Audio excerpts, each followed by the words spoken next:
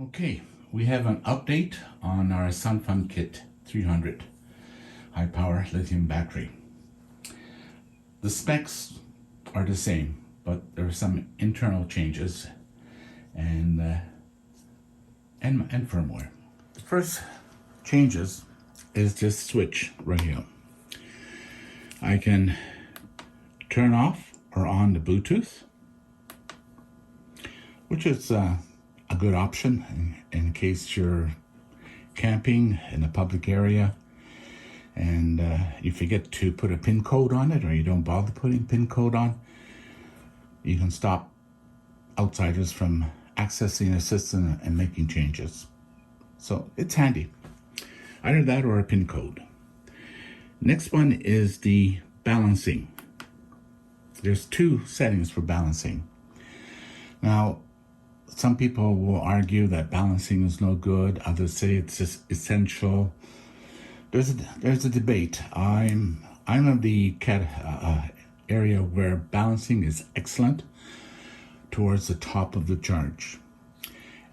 You don't always have to have balancing on all the time, but every so often, maintenance-wise, when you notice the cells differences are great, turn on the balancing. There's two settings. Next one in green will be aggressive. And then you have your heating pad. From what I've seen online, it's pretty efficient. The secret, of course, is to have your battery in an insulated case. So if you're going to have it outside in the cold weather, or it's often exposed to cold weather, perhaps your van is not heated all the time when you're camping out, you can get these foam cases, fits right in, or you can buy even an insulated bag for these units. If for some reason you're in a fixed setup and you find that in order to set up your system to bring it inside, you need 20 or 40 feet of cabling, I would sit down and figure out where the biggest loss. Because when you have 20 to 40 feet of cabling, that's when you're calculating the loss, you got to double it, because you have to measure the length going to the connection and coming back. So if it's 20 feet, it'll be 40 feet you have to calculate. And of course, the longer the distance, the greater the gauge. If you stick to a low gauge size wiring, you'll have losses that probably might even exceed what the heating unit would use up. That's something you would need to test and check out and calculate. So keep that in mind if you're in that scenario where you need to use this. Fortunately, in my setup, cold weather right now is not going to be a problem for a while. Down in the future, I could see that might. So I keep the insulated foam that comes with these batteries. And I can put it inside one of those. That certainly will help. The new thing is this unit right here. You'll need a USB-A to, I think they call this the RS488. Basically, there's only two wires that are being used. It's like an Ethernet cable connection. This is connected to my Victron system. Let me show you that one. Okay. This is my Victron Servo GX, which communicates with all the Victron devices.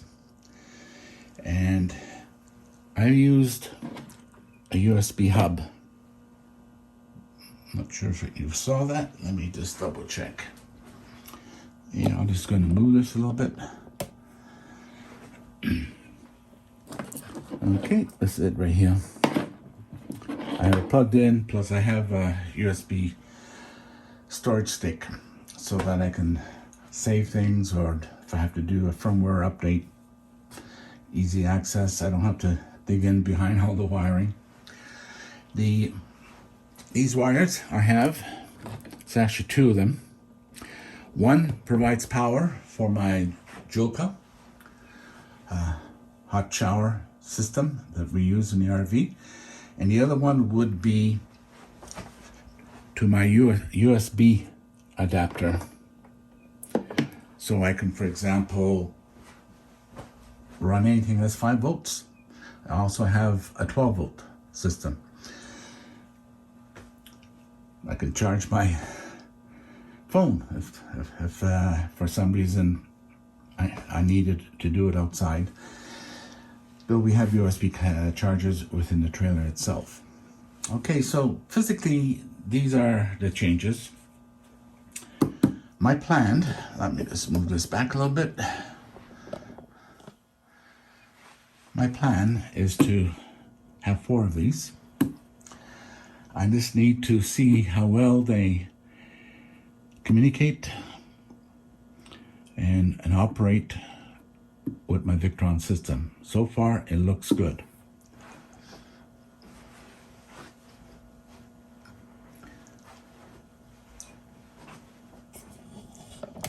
Okay, I'm just going to move this a little bit. My shelf that I use, which is self-supporting, with a stand on the bottom there, this sheet plywood, is about 16 inches tall by 48 inches, and it fits all on there. And of course I can put stuff on behind if I need to. The batteries, though, it will be behind the unit and secured. I've decided to go with a bus system because it's more efficient when it comes to charging, discharging.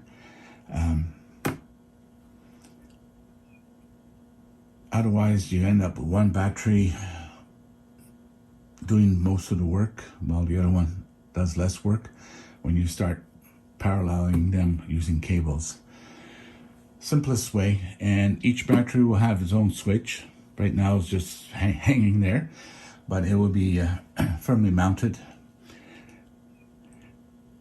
So that's the setup. We used this last summer before this mod, along with other batteries, and I was impressed how well it worked. Very pleased with it, and it's been very, very reliable. Okay, let's look at the features that became available with this USB-A to RS, I think 488 connection to my hub. Just using my iPhone. This is the Victron screen. Normally, by default, provides me all the information. Some of the devices that are not within range would just be blanked out, like the one that says battery, which is in fact a unit in my RV, which is too far away. Okay, so I'm going to hit the menu. Oops, I guess I did. There we go. And let me just scroll to the top. Settings. In order for the SunFun kit to appear on this unit, you have to upload a firmware to your Servo GX. It's just a matter of downloading it from the SunFun kit site, put it on the SD card, plug in, restart, and once that happens, and you scroll down, I only have one SFK connected, because I only have one. And it will appear in this list. If I had 3 more or 8 more, you would see 8 of them, or 4, whatever the amount that I have. And so if I select the SunFun kit, it gives me temperature, some stats, which wouldn't be too many there yet. Let's look at the details. Lowest cell voltage, highest cell voltage, my case temperature, my BMS temperature, and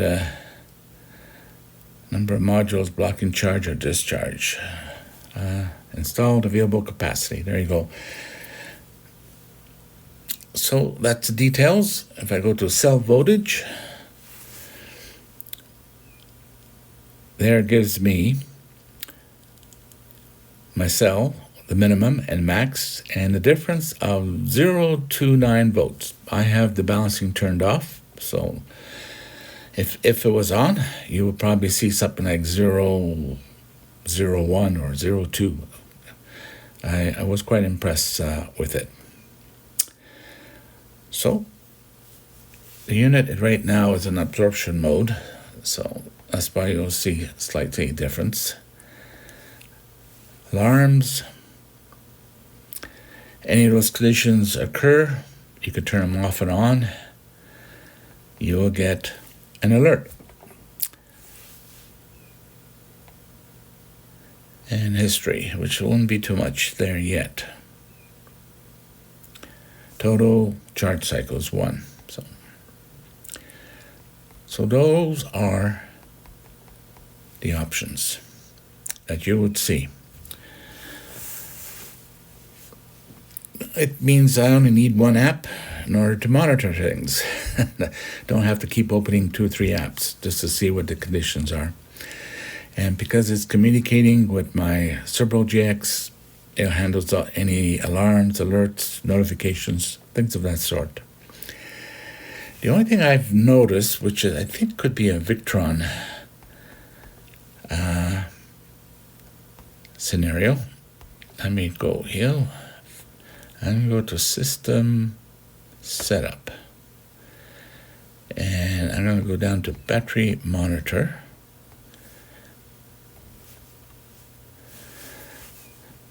If I select automatic, for some reason, it immediately grabs my SunFun kit, which I would think it'd be either the Multiplus or my Link Shunt. And it was like, always use the Link Shunt to be the master. So that's my setting.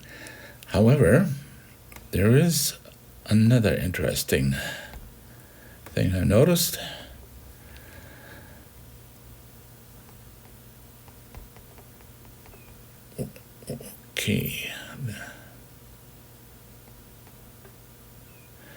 Okay.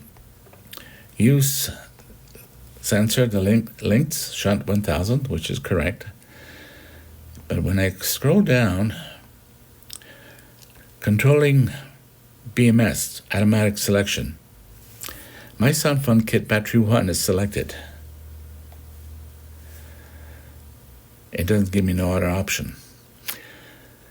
So I have to find out, I'm assuming one will be assigned as master and the others will be assigned as slave.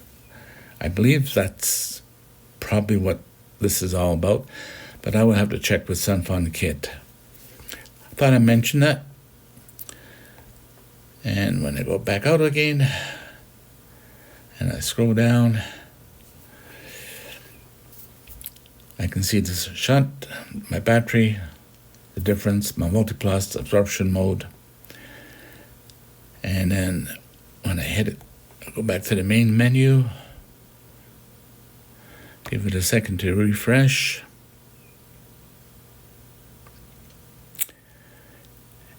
And AC is in green on my external control, which tells me I'm plugged in, which I am. ABS there's in yellow, which tells me it's in absorption mode. Otherwise, it would be black, and bulk will be yellow or float. So I can tell just by looking on the main screen. My solar is not connected to any solar panels, so it's going to read 0. What's nice about my shore power, I can set whatever amperage I'm connected to. If, for example, I'm plugged into a 15 amp circuit, I usually set it for 14 or 15 amps. If I'm plugged into a 30 amp, then I set it for 30 amps. This unit, I believe, is capable of 50 amps. But anyways, it's nice. It works. And one app monitors everything for me. So my impression of the upgraded SimplyOffGrid kit is A1. It's okay. I just need to test it in a working environment, which will be this spring, see how it works. And then any questions I may have, I'm going to dig into it to see how the master and slave system setup works. Because if I have 4 of them, definitely need one battery that will act like a master to control the other 3 SimplyOffGrid kit.